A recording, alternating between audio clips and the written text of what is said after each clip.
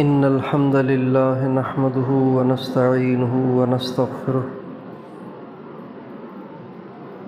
من يهده الله فلا مضل له ومن يضلل فلا هادي له وأشهد أن لا إله إلا الله وحده لا شريك له وأشهد أن سيدنا ونبينا وحبيبنا وشفيعنا وقرة أعيننا محمدا عبده ورسوله صلى الله تبارك وتعالى عليه وعلى آله وأصحابه وأزواجه وذريته وبارك وسلم تسليما كثيرا.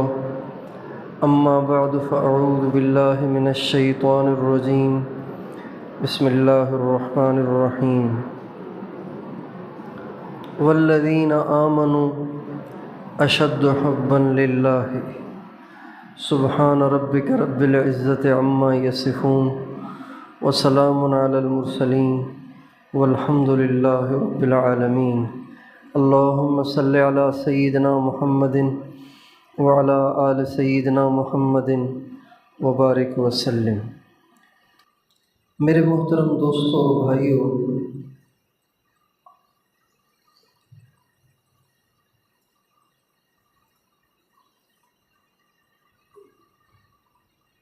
آج جدید دور ہے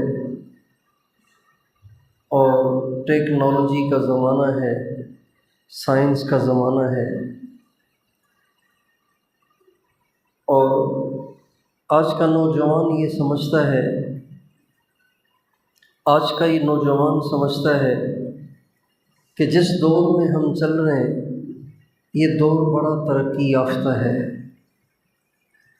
آج سے پہلے بجلی نہیں تھی، پنکھے نہیں تھے، ایئر کنڈیشن نہیں تھے، اور یہ پکی مسجدیں نہیں تھیں، کچی مسجدیں ہوتی تھیں، کچے گھر ہوتے تھے، گاڑیاں نہیں تھیں، گدھوں پہ، گھوڑوں پہ، اونٹوں پہ لوگ سواریاں کرتے تھے، سیدھی سادی زندگی تھی اور سہولتیں نہیں تھیں،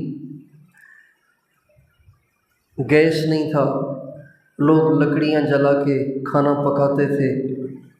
آج کی نوجوان اور نئی نسل یہ سمجھتی ہے کہ ہم بہت آگے چلے گئے ہیں، ہم بہت اوپر چلے گئے ہیں، لیکن حقیقت یہ ہے کہ ہم اوپر نہیں گئے، ہم نیچے چلے گئے،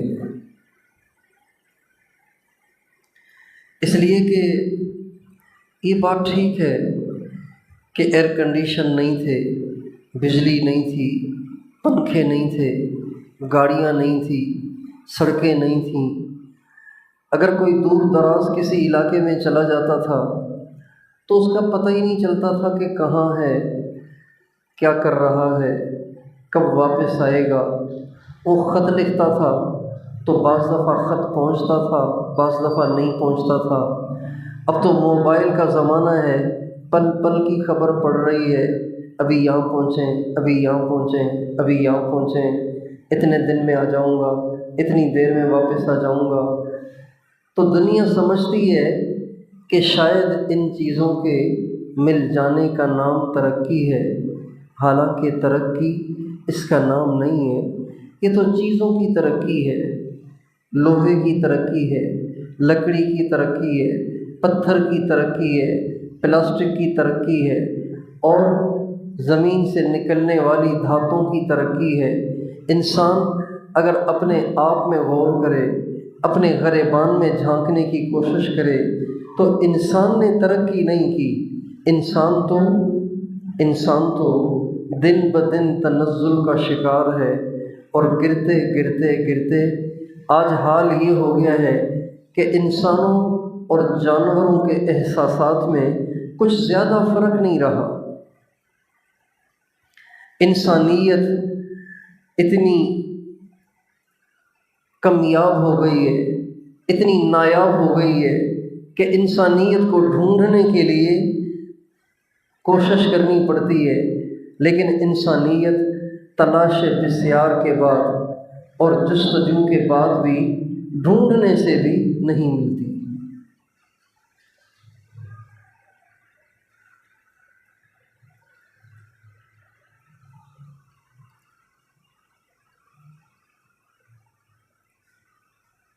انسانیت کی ترقی یہ ہے کہ انسان کا اپنے مالک کے ساتھ کنیکشن قائم ہو جائے، اللہ کے ساتھ تعلق بن جائے، اللہ تک اس کی رسائی ہو جائے، اللہ کے ہاں اس کا مقام اور مرتبہ بن جائے۔ یہ انسانیت کی ترقی ہے۔ حضرات صحابہ کرام رضوان اللہ علیہ مجمعین دنیا کے اسباب کے لحاظ سے غریب اور مسکین تھے۔ اکثروں کے پاس روزگار نہیں تھا، اکثروں کے پاس غربت تھی، اکثروں کے گھروں میں فاقے تھے، پھٹے پرانے کپڑے پہن کے گزارا کرتے تھے، لیکن اللہ تک ان کی ایسی رسائی تھی کہ جب وہ اللہ کے لیے اللہ کے سامنے ہاتھ اٹھاتے تھے تو کبھی ان کے ہاتھ خالی نہیں آتے تھے۔ اللہ سے ان کا تعلق اتنا مضبوط تھا، اللہ تک ان کی رسائی اتنی مضبوط تھی کہ ان کی اس رسائی کو دیکھ کر ان کے دشمن بھی کلمہ پڑھ لیتے تھے، اور اللہ سے اس تعلق کی وجہ سے وہ اتنے طاقتور ہو گئے تھے کہ دنیا کی بڑی بڑی طاقتیں بھی ان سے ٹکر لیتے ہوئے ہزار دفعہ سوچتی تھیں کہ ان سے ٹکر لینی چاہیے یا نہیں لینی چاہیے۔ غزوہ یرموک ایک غزوہ ہے، ایک معرکہ ہے، مسلمانوں نے ایک جنگ لڑی ہے حضرت عمر کے دور میں، اور یہ ایسا معرکہ ہے کہ جس معرکے کی برکت سے اللہ تعالیٰ نے روم کے باطل کو توڑا اور روم میں اسلام پھیلا غزوہ یرموک کی وجہ سے۔ غزوہ یرموک ایک فیصلہ کن جنگ تھی جس میں کافروں اور مسلمانوں کا آمنا سامنا ہوا۔ اللہ کی شان دیکھیے کہ اس میں مسلمان صرف 30,000 تھے، 30,000 مسلمان تھے، اور مسلمانوں کے جو امیر تھے وہ حضرت ابو عبیدہ بن جراح تھے۔ آپ ویڈیو تو نہیں بنا رہے؟ ویڈیو نہ بنائیں، جزاک اللہ۔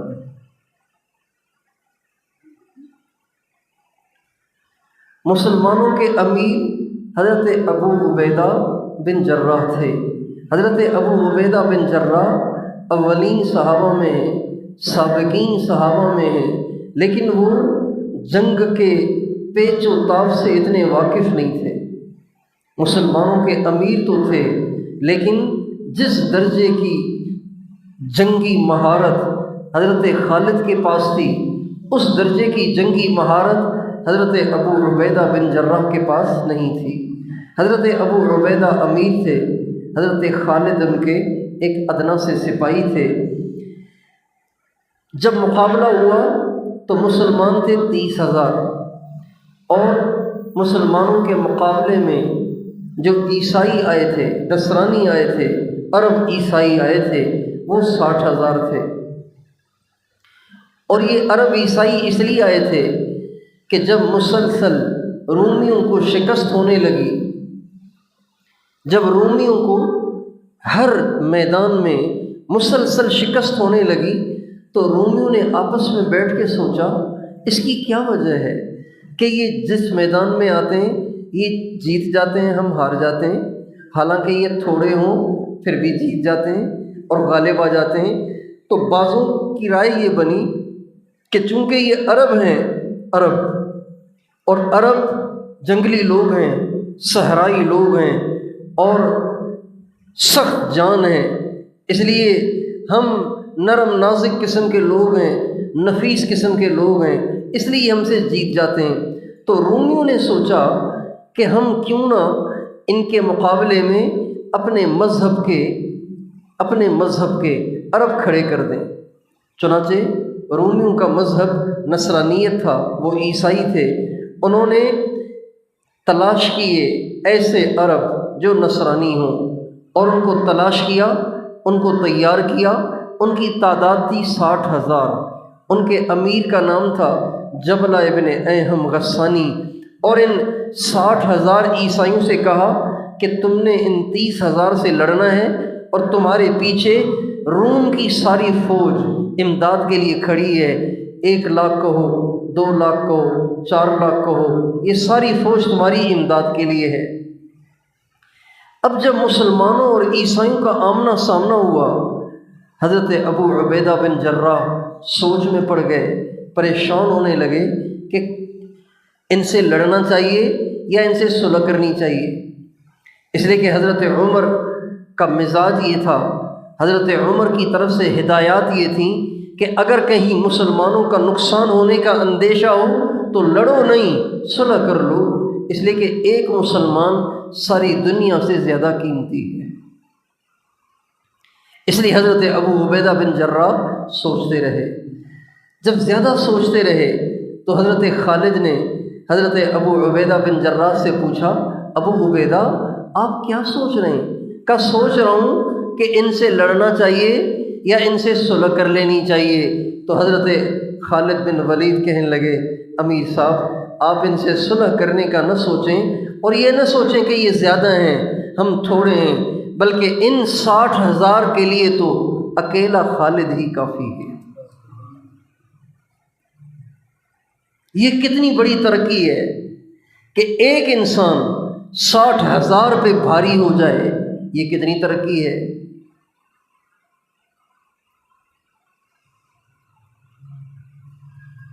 چنانچہ جب انہوں نے یوں کہا تو حضرت ابو عبیدہ کہنے لگے کہ خالد کیا کہہ رہے ہو؟ اکیلا آدمی 60,000 سے کیسے لڑے گا؟ کہ امیر صاحب اگر آپ کو یقین نہیں آتا تو آپ 2 اور دے دیں، ہم 3 ہو جائیں گے۔ تو کہا کیسے ہوگا؟ کہ نہیں، آپ کو یقین نہ آئے تو آپ 5 دے دیں، 6واں میں ہو جاؤں گا۔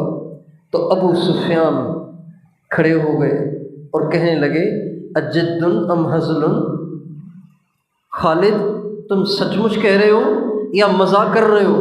تو فرمانے لگے یہ کوئی مذاق کا ٹائم ہے، میں تو سچ مچ کہہ رہا ہوں۔ پھر وہ حضرت خالد بن ولید ابو سفیان رضی اللہ عنہ سے کہنے لگے، اجبار فی الجاہلیہ وخوار فی الاسلام۔ ابو سفیان تو جب حضور کا دشمن تھا اس وقت تو بڑا بہادر تھا، اب جب تو حضور کا امتی ہو گیا ہے تو بزدل ہو گیا ہے۔ چنانچہ حضرت خالد کہنے لگے ایسے کر لو 29 آدمی مجھے دے دو، ہم 30 ہو جائیں گے۔ حضرت ابو عبیدہ کہنے لگے کہ خالد زیادہ جوش نہ دکھاؤ، 59 آدمی لے لو، 60ویں تم ہو جاؤ۔ 60 آدمی لڑنے کے لیے، جنگ و جدال کے لیے تشکیل کیے جا رہے ہیں۔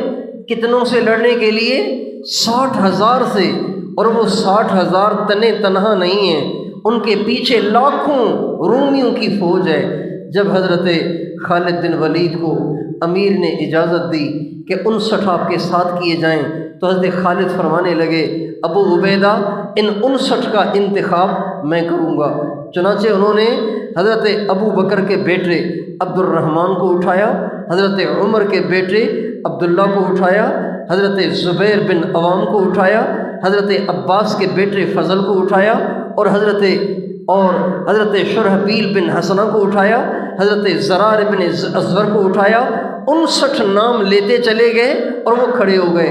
جب وہ سب کے سب کھڑے ہو گئے تو حضرت خالد حضرت ابو عبیدہ کی طرف دیکھ کے کہنے لگے امیر صاحب یہ جن 59 کو میں نے کھڑا کیا ہے ان میں سے ایک نے بھی اللہ کے سامنے ہاتھ اٹھا لیے تو ہمارا کام ہو جائے گا۔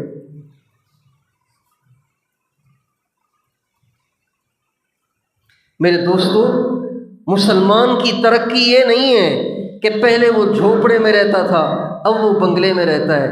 مسلمان کی ترقی یہ نہیں ہے کہ پہلے وہ ہاتھ کے پنکھے سے ہوا لگاتا تھا اب اس کے گھر میں اے سی لگا ہوا ہے۔ مسلمان کی ترقی یہ نہیں ہے کہ پہلے وہ مسجد کے مکتب میں قرآن پڑھتا تھا اور اب وہ بڑی بڑی یونیورسٹیوں میں پڑھ رہا ہے۔ مسلمان کی ترقی یہ نہیں ہے کہ پہلے وہ پشاور کی سڑکوں پہ چیزیں بیچتا تھا اور اب وہ ملیشیا میں اور UK میں اور کینیڈا میں اور دنیا کے کن کن ممالک میں کمائیاں کر رہا ہے، کروڑوں کما رہا ہے۔ میرے دوستو، مسلمان کی ترقی یہ نہیں ہے، مسلمان کی ترقی یہ نہیں ہے۔ مسلمان کی ترقی یہ ہے کہ مسلمان کا تعلق اللہ کی ذات کے ساتھ مضبوط ہو جائے،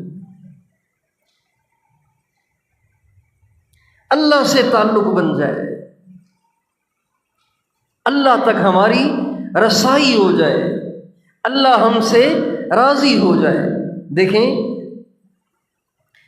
ایک انسان محنت کر کے بہت بڑا بنگلہ بنا لیتا ہے، بنگلے میں رہتا ہے، اس کے پاس الگ گاڑی ہے، اس کی بیگم کے پاس الگ گاڑی ہے، اس کے بچوں کے پاس الگ الگ گاڑیاں ہیں، اور بینکوں میں اس کے کروڑوں بھرے پڑے ہیں۔ لیکن ایک بات ہے کہ ان ساری چیزوں کے بعد کیا اس کو موت نہیں آئے گی؟ کیا اس میں مرنا نہیں ہے؟ کیا اس کو دنیا کو چھوڑنا نہیں ہے؟ کیا اس کو اللہ کے سامنے پیش نہیں ہونا؟ کیا اس کی اللہ کے سامنے حاضری نہیں ہوگی؟ کیا اللہ اس سے پوچھے گا نہیں تم نے کہاں سے کمایا، کہاں لگایا؟ یہ مال میری امانت تھی، تم نے اسے در و دیوار پہ لگا دیا۔ زندگی میری امانت تھی، تم نے ساری زندگی اپنا اور بیوی بچوں کا پیٹ پالنے پہ لگا دی۔ کیا میں نے تجھے اس کے لیے پیدا کیا تھا؟ اللہ پوچھے گا کہ نہیں پوچھے گا؟ ساری دنیا کے مالک بھی ہم بن جائیں بھائیو، موت پھر بھی آئے گی۔ بادشاہ بھی مر جاتے ہیں اور فقیر بھی مر جاتے ہیں، کروڑ پتی بھی مر جاتے ہیں، غریب مسکین ناشتہ کرتے ہیں، دوپہر کے کھانے کا پتہ نہیں، دوپہر کا کھانا کھاتے ہیں، رات کے کھانے کا پتہ نہیں، ان کی بھی زندگیاں گزر جاتی ہیں۔ آپ قبرستان میں چلے جائیں، ان قبرستانوں میں وہ لوگ بھی دفن ہیں جن کے بچے پراڈوں میں گھوم رہے ہیں، جن کے بچے پجاروں میں گھوم رہے ہیں، اور جن کے بچے کروڑوں میں کھیل رہے ہیں، اور انہی قبرستانوں میں وہ لوگ بھی ہیں کہ جن کے گھروں میں چولہا ہی نہیں جلتا۔ وہ روزانہ فقیر بن کر کسی ہوٹل کے سامنے جا کے بیٹھ جاتے ہیں، کسی کے دل میں رحم آ جائے تو وہ ناشتہ کرا دیتا ہے، اگر کسی کے دل میں رحم ہی نہ آئے تو وہ ناشتہ چھوڑ کر مزدوری پہ چلے جاتے ہیں۔ ان قبرستانوں میں یہ دونوں دفن ہیں۔ کروڑوں والوں کے کروڑوں قبر میں ساتھ نہیں گئے، فقیروں کی فقیری قبر میں ساتھ نہیں گئی، فقیر فقیری یہیں چھوڑ گئے، اور کروڑوں کے مالک کروڑوں یہیں چھوڑ گئے، مٹی میں مل کے مٹی ہو گئے۔ نیکیاں کر کے گئے، اللہ سے تعلق بنا کر گئے، اللہ سے تعلق کو مضبوط کر کے گئے، تو قبر میں جاتے ہی قبر جنت کا باغ بن گئی۔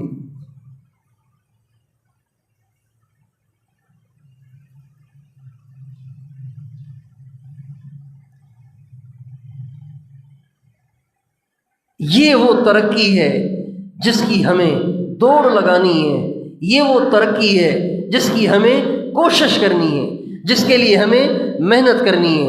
اللہ تعالیٰ نے قرآن پاک میں کئی جگہ اللہ تعالیٰ نے اس کا حکم دیا ہے کہ دنیا کی دوڑ نہ لگاؤ، جنت کی دوڑ لگاؤ۔ اللہ تعالیٰ فرماتے ہیں سارعوا الی مغفرۃ من ربکم وجنہ، سارعوا الی مغفرۃ من ربکم وجنہ عرضها السماوات والارض اعدت للمتقین الذین ينفقون فی السراء والضراء والکاظمین الغیظ والعافین عن الناس واللہ یحب المحسنین۔ کہاں دنیا کی دوڑ لگا رہے ہو؟ نوٹوں کی، بنگلوں کی، گاڑیوں کی اور عہدوں کی اور الیکشن میں جیتنے کی دوڑ لگا رہے ہو؟ دوڑ لگاؤ اس بات کی کہ اللہ تمہیں جنت عطا کر دے، جنت عطا کر دے۔ جنت کی دوڑ لگاؤ، جنت کی کوشش کرو، جنت کی محنت کرو۔ اب آج میں اور آپ اپنے چوگرد معاشرے میں غور کریں کہ ہمارا معاشرہ جنت کی طرف جا رہا ہے یا جہنم کی طرف جا رہا ہے؟ اگر جنت کی طرف جا رہا ہے تو پشاور نے ترقی کی ہے، اگر جہنم کی طرف جا رہا ہے تو پشاور نے ترقی نہیں کی، پشاور تنزل کی طرف ہے۔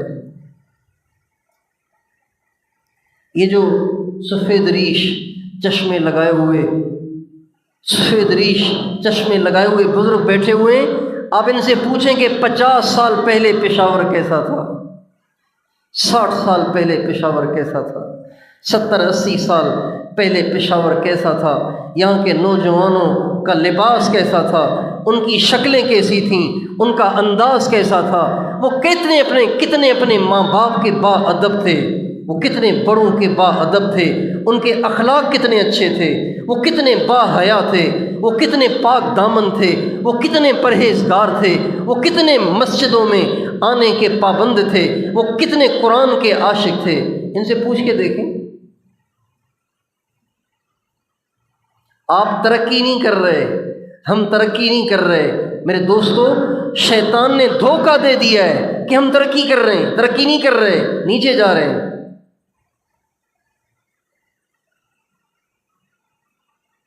الا ان وعد اللہ حق فلا تغرنکم الحیات الدنیا ولا یغرنکم باللہ الغرور۔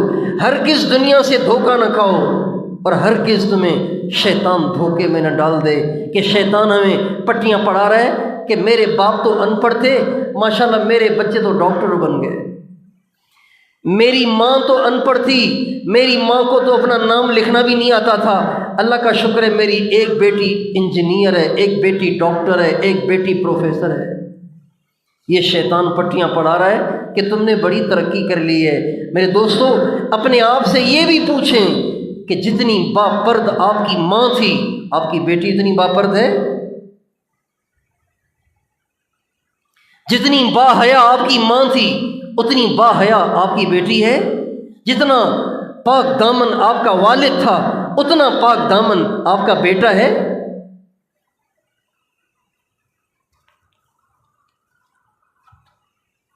جتنا اللہ اور اس کے رسول کا عاشق آپ کا والد، آپ کا دادا، آپ کا پردادا تھا، اتنا عاشق آپ کا بیٹا ہے، آپ کی نسل ہے۔ آج کی نوجوان نسل تو فساق کی عاشق بنی ہوئی ہے، فجار کی عاشق بنی ہوئی ہے۔ انہیں ڈانسر اچھے لگتے ہیں، انہیں سنگر اچھے لگتے ہیں، انہیں گلوکار اچھے لگتے ہیں، انہیں ایکٹر اچھے لگتے ہیں، انہیں حضور کا طریقہ پسند نہیں ہے۔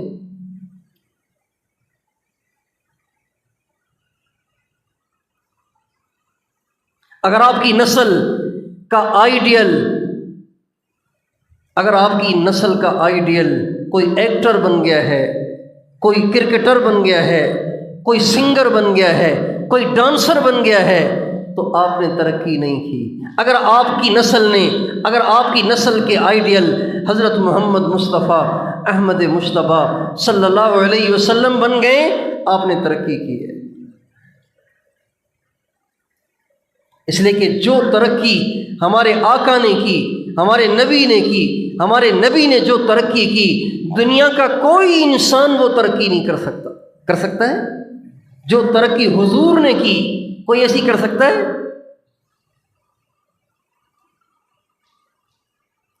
دنیا تو ساری صدیاں محنت کر چاند پہ پہنچی۔ میرے آقا آج سے 1450 برس پہلے بیٹھے بٹھائے اللہ نے ان کو پہلا آسمان بھی دکھایا، دوسرا آسمان بھی دکھایا، تیسرا آسمان بھی دکھایا، چوتھا آسمان بھی دکھایا۔ آپ نے فرمایا جب میں مسجد حرام سے براق پہ بیٹھ کر مسجد اقصیٰ گیا، بیت المقدس گیا، تو وہاں ایک بہت بڑا مجمع تھا۔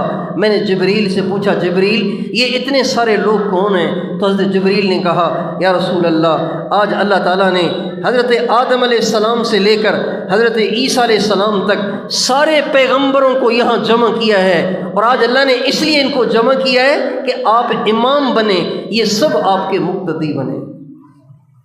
چنانچہ آپ نے سارے نبیوں کو امامت کرائی، نماز پڑھائی، اس کے بعد پھر آپ پہلے آسمان پہ تشریف لے گئے۔ آپ فرماتے ہیں پہلے آسمان پہ میری ملاقات حضرت آدم علیہ السلام سے ہوئی، اور دوسرے آسمان پہ حضرت عیسیٰ اور حضرت یحییٰ علیہ السلام سے ہوئی، اور تیسرے آسمان پہ حضرت تیسرے آسمان پہ حضرت یوسف علیہ السلام سے ملاقات ہوئی، چوتھے آسمان پہ حضرت ادریس علیہ السلام سے ملاقات ہوئی، پانچویں آسمان پہ حضرت ہارون علیہ السلام سے ملاقات ہوئی، چھٹے آسمان پہ حضرت موسیٰ علیہ السلام سے ملاقات ہوئی، ساتویں آسمان پہ حضرت ابراہیم علیہ السلام سے ملاقات ہوئی، ساتوں آسمان کراس کر کر میں آگے چلا گیا تو سدرۃ المنتہا آ گیا، سدرۃ المنتہا آ گیا، اور آگے گیا تو جنت کی سیر کرائی گئی، جہنم کی سیر کرائی گئی، اور اس کے بعد عرش پہ اللہ نے مجھے بلایا اور اللہ نے مجھے اپنے قریب فرمایا، اور اتنا قریب فرمایا کہ فَكَانَ قَابَ قَوْسَيْنِ أَوْ أَدْنَىٰ ثُمَّ دَنَا فَتَدَلَّىٰ فَكَانَ قَابَ قَوْسَيْنِ أَوْ أَدْنَىٰ۔ آپ فرماتے ہیں اللہ نے مجھے اتنا قریب کر لیا کہ میرے اور اللہ کے سارے فاصلے ختم ہو گئے۔ اتنی ترقی کوئی کر سکتا ہے؟ جو ان کے پیچھے چلے گا وہ ترقی کرے گا، جن کے پیچھے ہم چل رہے ہیں وہ تو اللہ کی نگاہوں میں جانوروں سے بھی بدتر ہیں۔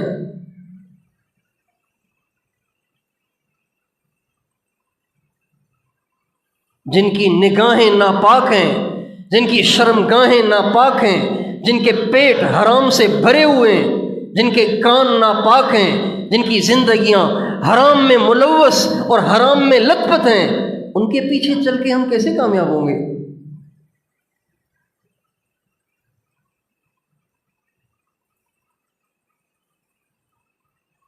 دوستو، ہم بڑے گھاٹے میں جا رہے ہیں۔ آج لوگوں کو اس کا افسوس ہے کہ پیٹرول اتنا اوپر چلا گیا، غریب کا کیا ہوگا؟ ہر طرف شور ہے کہ یار پاکستان کا روپیہ کتنا نیچے جا رہا ہے، پاکستان کا روپیہ کتنا نیچے جا رہا ہے۔ $1 پاکستان کے 205 روپے کے قریب ہو گیا، پاکستان اتنا نیچے چلا گیا۔ بنگلہ دیش کا روپیہ بھی پاکستان سے اونچا، اور افغانستان کا روپیہ بھی پاکستان سے اونچا۔ پاکستان اتنا نیچے چلا گیا۔ میرے دوستو، پاکستان آج نہیں گرا، پاکستان تب سے گرا ہے جب پاکستان کے مسلمانوں نے نمازیں چھوڑ دیں، جب ان کی عورتوں نے پردے اتار دیے، جب ان کے نوجوان میوزک میں پڑ گئے، جب ان کے نوجوان زنا میں پڑ گئے، جب ان کے ہاں سود کے بینک بن گئے اور سود پہ کاروبار ہونے لگ گئے۔ پاکستان تو اس دن ہی گر گیا تھا، آج نہیں گرا، اسی دن گر گیا تھا۔ لیکن اس گراوٹ کا احساس نہیں ہے، روپے کے گر جانے کا احساس ہے۔ بتائیے ہمارے دل میں اللہ کے دین کی کیا ویلیو ہے؟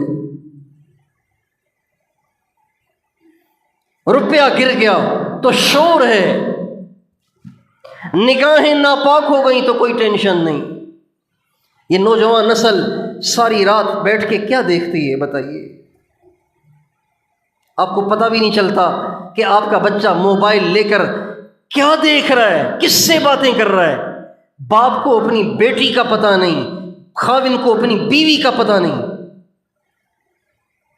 بھائی کو اپنی بہن کا پتہ نہیں کہ وہ کس سے باتیں کر رہی ہے۔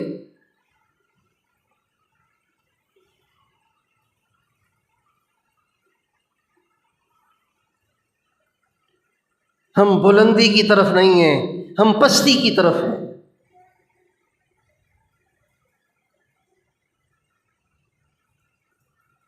اور پھر پاکستان میں رہنے والی ساری اقوام اب سے نہیں صدیوں سے تنزل کا شکار ہیں، صدیوں سے 2 صدیاں ہو گئی ہیں کہ پاکستان کے جو دوسرے صوبے میں رہنے والی اقوام ہیں وہ تنزل کا اور دین کے لحاظ سے پستی کا شکار ہیں۔ آہستہ آہستہ ان کی پستی بڑھتی چلی گئی۔ لیکن اب یہ جو خیبر پختونخوا ہے، یہ جو سرحد کا علاقہ ہے، یہ جو پختونوں کا علاقہ ہے، افسوس تو اس بات کا ہے کہ یہ علاقہ جن کے آباء و اجداد نے کبھی انگریزوں کو اپنے قریب پھٹکنے نہیں دیا، اپنے قریب تک آنے نہیں دیا، کبھی ان کی غلامی کو قبول نہیں کیا، ہمیشہ ان سے ٹکر لے کر اپنے دین کو بچایا۔ آج ان کی نسلیں بھی ان سے متاثر ہو کر اپنے دین سے دور ہو گئی ہیں۔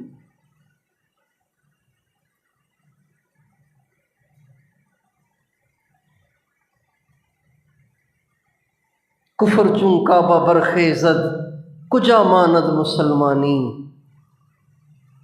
جب کعبے سے کفر کی دعوت چلے تو اسلام کہاں باقی رہے گا؟ جس خیبر پختونخوا نے ساری دنیا کی عورتوں کو برقعے اڑانے تھے، انہی کی بچیاں سڑکوں پہ آ گئی ہیں۔ جس خیبر پختونخوا کے نوجوانوں نے ساری دنیا کے نوجوانوں کو نبی پاک علیہ السلام کی سیرت اور صورت پہ لانا تھا، آپ کی سیرت اور صورت پہ لانا تھا، آپ کا آئیڈیل بنانا تھا، انہی کی نسل آج داڑیاں منڈائے اور ہاتھوں میں موبائل لیے اور پینٹ شرٹ پہنے ہوئے اور زنا اور شراب اور جوا اور ننگی فلمیں اور فیس بک اور یوٹیوب اور ٹک ٹاک اور پتہ نہیں کن کن غلاستوں میں مبتلا ہے۔ تو بتائیے پھر کس کا رونا رویا جائے؟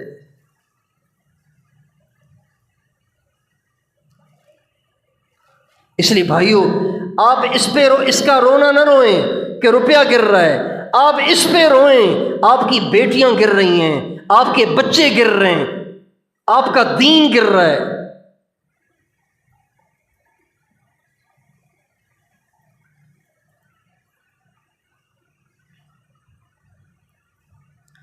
ابھی 15-20 دن پہلے کی بات ہے، ہم لوگ کراچی میں تھے تو ایک جگہ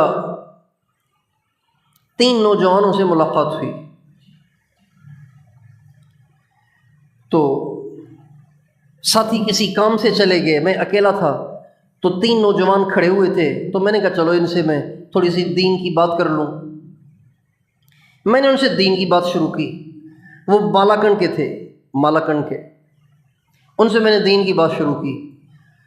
تو میں نے کہا بھائی آپ نوجوان ہیں، اللہ نے جوانی دی ہے، اس کو دین پہ لگاؤ، نمازیں پڑھو اور گناہوں سے بچو، برائی سے دور رہو، تم تو پٹھان ہو، پختون ہو، تمہارے چہروں پہ داڑیاں نہ ہونا یہ بڑے عیب کی بات ہے۔ تم اپنے دادوں پردادوں کی تصویریں اگر تمہارے پاس موجود ہیں تو اٹھا کے دیکھو کہ وہ کیسے تھے، اپنے بڑوں سے پوچھو کہ وہ کیسے تھے، تمہارے نبی کی شکل و صورت کیا تھی، ان کا طریقہ کیا تھا، وہ والی زندگی اختیار کرو، نمازیں پابندی سے پڑھو۔ یہاں مدنی مسجد کراچی میں مدنی مسجد عائشہ منزل پہ مرکز ہے تبلیغ کا، جمعرات کو وہاں جایا کرو، 3 دن تبلیغ میں لگاؤ، اپنی زندگی کو تبدیل کرنے کی کوشش کرو۔ جب یہ بات ان سے ہوئی نا تو ساری بات تو انہوں نے سن لی، پھر انہی میں سے ایک نوجوان نے کہا مولانا صاحب، موبائل نکال کے کہنے لگا مولانا صاحب اس نے ہمارا بیڑا غرق کیا ہے، مولانا صاحب اس نے ہمارا بیڑا غرق کیا ہے۔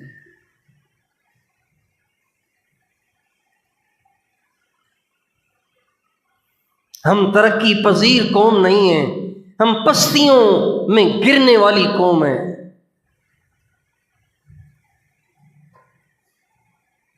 اس لیے دوستو ہمیں اس بات کی فکر کرنے کی ضرورت ہے کہ ہم دیکھیں دنیا مقدر کی ہے، جس کے مقدر میں جو لکھا ہے وہ اس کو مل کے رہے گا۔ آپ یہاں مزدوری کریں یا ملیشیا جا کے مزدوری کریں، یہاں مزدوری کریں یا UK میں جا کے مزدوری کریں، دبئی اور قطر میں جا کے مزدوری کریں، جو آپ کے نصیب میں لکھا ہے نا وہ کہیں نہیں جائے گا۔ اس کی ٹینشن نہ لیں کہ بچے کہاں سے کھائیں گے، آپ کہاں سے کھائیں گے۔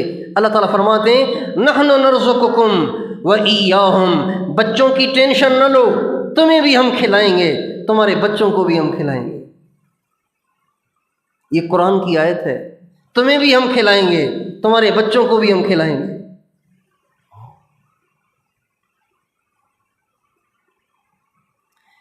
فکر اس بات کی کریں کہ ہمارا تعلق اللہ کے ساتھ کیسے مضبوط ہو جائے، ہمارا دین کیسے مضبوط ہو جائے، ہماری آخرت کیسے سنور جائے، ہم اللہ کے کیسے قریب ہو جائیں، اب تک جو نقصان ہو گیا اس کی ہم کیسے تلافی کریں، اس کی فکر کریں، اس کو رو رو کے اللہ سے مانگیں.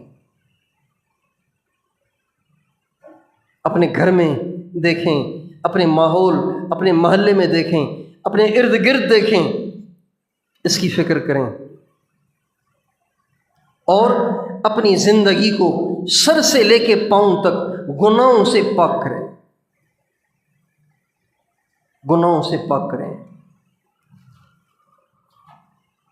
غیبت نہ ہو، جھوٹ نہ ہو، گالی نہ ہو، بدگمانی نہ ہو، بد نظری نہ ہو، کسی مسلمان سے جھگڑا نہ ہو، کسی مسلمان سے نفرت نہ ہو.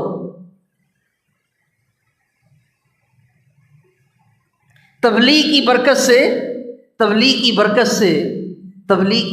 سے آپ کے ہاں نمازیوں میں اضافہ ہوا. تبلیغ کی برکت سے آپ کے ہاں داڑھیوں میں اضافہ ہوا. اگر یہ تبلیغ کا کام نہ ہوتا تو جتنی داڑھیاں آج نظر آتی ہیں اتنی بھی نہ ہوتی، جتنے یہ علماء نظر آتے ہیں اتنے بھی نہ ہوتے، جتنے آج نمازی نظر آتے ہیں یہ بھی نہ ہوتے. لیکن ایک خرابی اب بھی ایسی ہے جو ہم سے نکلی نہیں ہے. وہ پتہ کیا ہے؟ اپنے آپ کو پختون سمجھنا، قومیت کا احساس. یہ ابھی ہے اور یہ جب تک نہیں نکلے گا ہم اللہ کے قریب ہو ہی نہیں سکتے.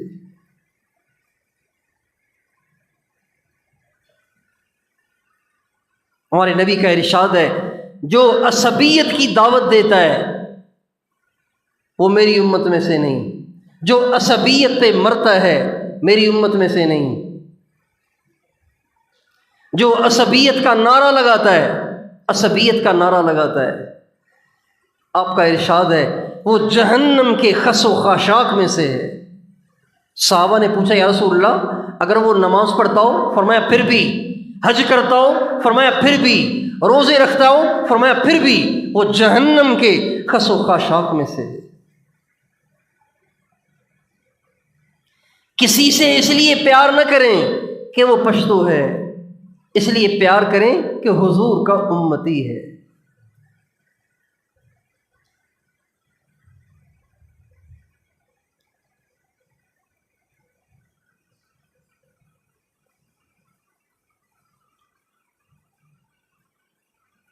حضور اکرم صلی اللہ علیہ وسلم نے اپنی امت پہ محنت کر کے ان کو قوموں میں نہیں بانٹا. ہمارے نبی امت بنا کر گئے،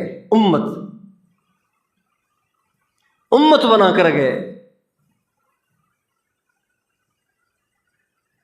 مدینے میں اوس اور خزرج دو قبیلے تھے، دونوں کی سوچ مختلف، دونوں کے جذبات مختلف، دونوں کی آپس میں نفرتیں. لیکن جب ہمارے نبی تشریف لائے تو مدینے میں رہنے والے اوس اور خزرج میں تقسیم نہیں رہے، بلکہ مدینے میں رہنے والے دو حصوں میں تقسیم ہو گئے. ایک مہاجرین تھے، ایک انصار تھے. مہاجرین تھے، انصار تھے. ایک وہ تھے جو مکے سے اپنے گھر بار کو چھوڑ کر ایمان کی وجہ سے مدینے میں آئے تھے. ایک وہ تھے جو وہیں کے رہنے والے تھے اور ان کے مددگار تھے. تو بھائیو ان ساری چیزوں کو ہمیں ختم کرنا ہے، اپنی زندگی کو گناہوں سے پاک کرنا ہے، خود بھی نمازی بننا ہے، سارے محلے کو، سارے علاقے کو نمازی بنانا ہے. ایسی محنت اور ایسی کوشش ہو کہ ہمارے محلے میں کوئی بے نمازی نہ رہے، ہماری کوئی بیٹی اور بہن اور ماں اور بیوی بے پرد نہ رہے، سب کی سب با پرد ہوں. کہیں میوزک کی آواز نہ گونجے، کوئی سودی بینک باقی نہ رہے، سودی بینک کوئی باقی نہ رہے. کہیں کوئی مسلمان کسی سے جھگڑا نہ کرے، آپس میں محبت کے ساتھ رہنے والی ہماری زندگی ہو. اس کا نام اسلام ہے، اس کا نام دین ہے، اور یہ وہ ترقی ہے جو مجھے اور آپ کو کرنی ہے. تو تیار ہیں انشاءاللہ؟ اس کی کوشش فرمائیں گے. اس ذہن کو لے کر سوچیں اور اپنی پستی کا یقین کریں اور ترقی کی کوشش کریں. اور دنیا سے دل نہ لگائیں، دنیا کے لیے اتنی جستجو نہ کریں کہ ہمارے ہاتھوں سے دین ہی چھوٹ جائے، دنیا کے لیے اتنی جستجو نہ کریں کہ دین ہی چھوٹ جائے۔ ضرور ملازمت کریں، ضرور تجارت کریں، ضرور مزدوری کریں، لیکن دین کو ساتھ لے کر کریں۔ علماء کرام، مفتیان کرام سے محبت کریں، اہل اللہ سے محبت کریں۔ کسی عالم کے بارے میں زبان نہ کھولیں، کسی اللہ والے کے بارے میں زبان نہ کھولیں، کسی داڑھی ٹوپی والے پہ طنز اور تذلیل اور تحقیر نہ کریں، اس کو ہلکی نگاہوں سے نہ دیکھیں، اس سے ایمان کا خطرہ پڑ جائے گا۔ امام ربانی حضرت مولانا رشید احمد گنگوہی رحمۃ اللہ علیہ فرماتے ہیں، جو لوگ اہل اللہ اور علماء کا مذاق اڑاتے ہیں اور ان کے بارے میں زبان درازی کرتے ہیں تو فرمایا کرتے تھے اغلب یہ ہے کہ مرنے سے پہلے اللہ ان سے ایمان چھین لیتا ہے۔ پھر فرماتے تھے جو لوگ دینداروں کے بارے میں زبان کھولتے ہیں، علماء کے بارے میں زبان کھولتے ہیں، ان کو جنازہ پڑھ کے دفن کرو، پھر ان کی قبر کھود کے دیکھو، ان کے چہرے کو تم قبلے سے پھرا ہوا پاؤ گے۔ یہ اللہ والوں کی باتیں ہیں۔ اللہ تعالیٰ مجھے اور آپ کو عمل کرنے کی توفیق عطا فرمائے۔